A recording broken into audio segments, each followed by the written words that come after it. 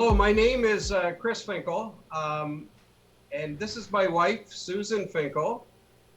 We're sitting here in the east end of Belleville, Ontario, and in the background, we have a 3D printer. Now, we've decided to step up to a challenge that was put out in our community for the lack of personal protective equipment, or PPE. And Susan and I decided, let's pull out our 3D printer and see if there's something that we can do. At the point, we didn't know exactly what we wanted. We were starting to see some things on the news of, some hobbyists doing some 3D printing, trying their, we saw the need for the protective equipment. We thought, let's pull out our 3D printer and see if we can contribute to the cause. We've garnered a bunch of 3D printer people in Belleville that are helping, and I've put in an order through shop3d.ca to get the filament in order to feed through these 3D printers, and the plastic shields, the plastic sheets that get clipped onto the 3D printed frame.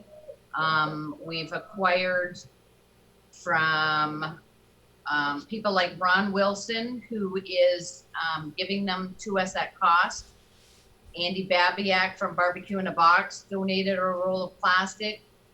We put a call out on Chris's Facebook page for individuals. We've had Corey and Bill McKay drop stuff off, Bob House. We received a load from Quick Coffee. We've ordered some off Amazon. But I think with Ron Wilson, we've got our need filled for the next little while. We've been very successful. So when we first started printing, the very first night, which is less than 2 weeks ago, we printed 2 visors. We looked at ourselves and went, that's not enough. That we can't get the supply out there that is required.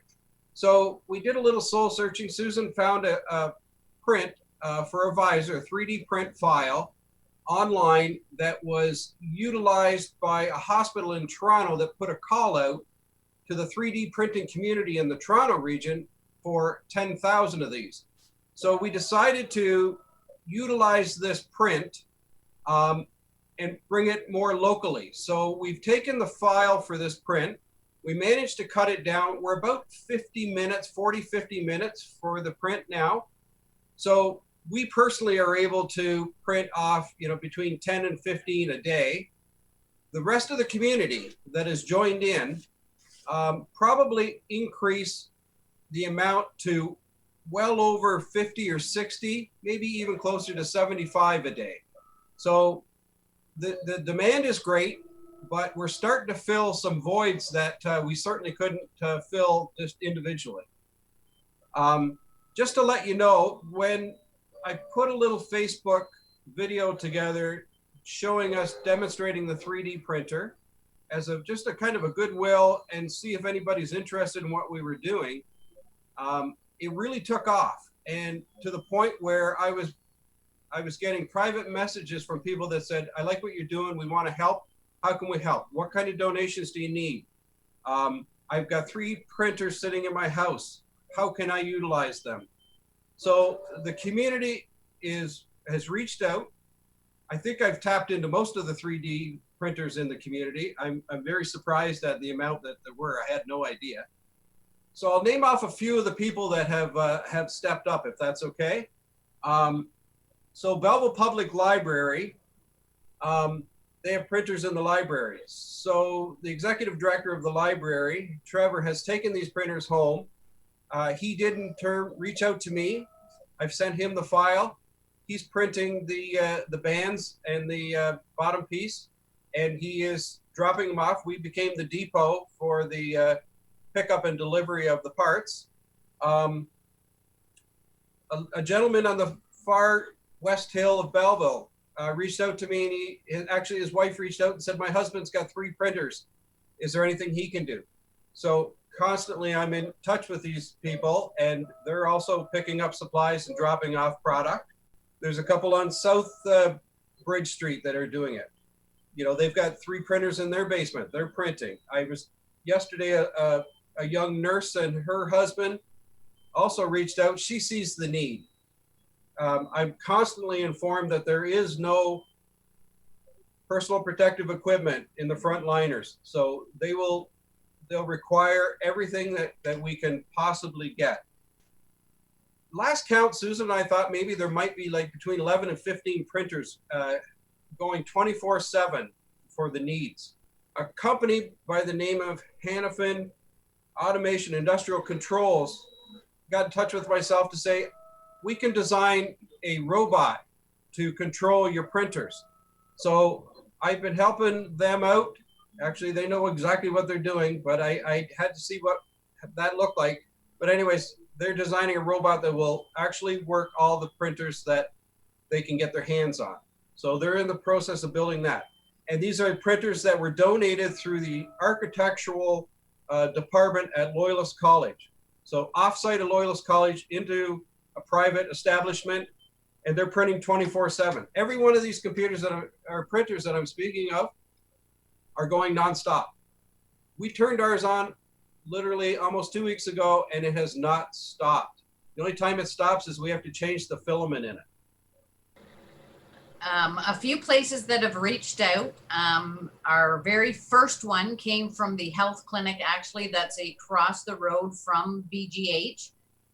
They had to close down because they didn't have any PPE. I think they're getting ready to ramp up again, so we supplied them to the health clinic for the workers there. We reached out and delivered 30 or so on the weekend to the Bridge Street lunch program for the workers that put together the lunches. We had Julia Gosson from VON reach out. Her numbers are really high. I think Jeremy Brathwaite has now stepped in for that group because their numbers were so high.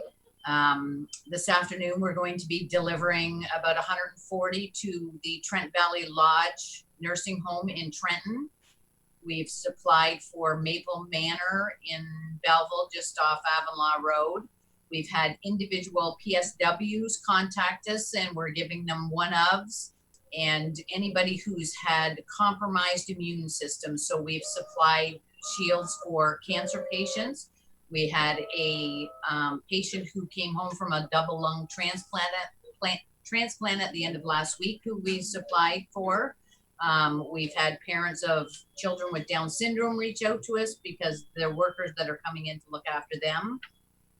So for funding this project that we're doing, a big step up from the Rotary Club of Belleville, the Rotary Club of Wellington.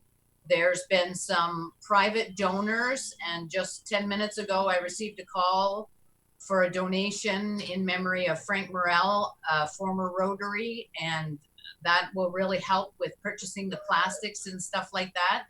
We may eventually look at doing a GoFundMe, but call it more sponsor a mask. We've got it figured out that the cost of a mask is just under $1. And we could say, you know, because there's some people, you know, what can I do? How can I help out? And we can say, well, you know, if you want to donate $10, $20, there's a support of 10 or 20 masks that support the people who work in the front line.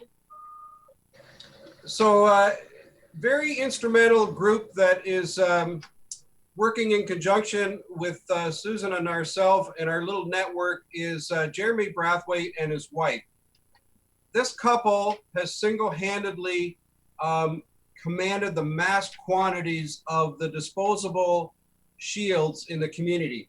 This is a group that I've been in contact with daily. We're kind of looking after the smaller frontline groups, whereas they're looking after the mass. They're looking after the hospitals and the homes, the Hastings Manor, and the larger quantities. So anyways, both Jeremy and his wife and myself and Susan, you know, we want to thank the community for stepping up. If there's anything anybody wants to do, any donations, they can either contact myself at 613-922-1521, And if they want to support Jeremy, they can, through me, I will send them the contact information for Jeremy and his wife.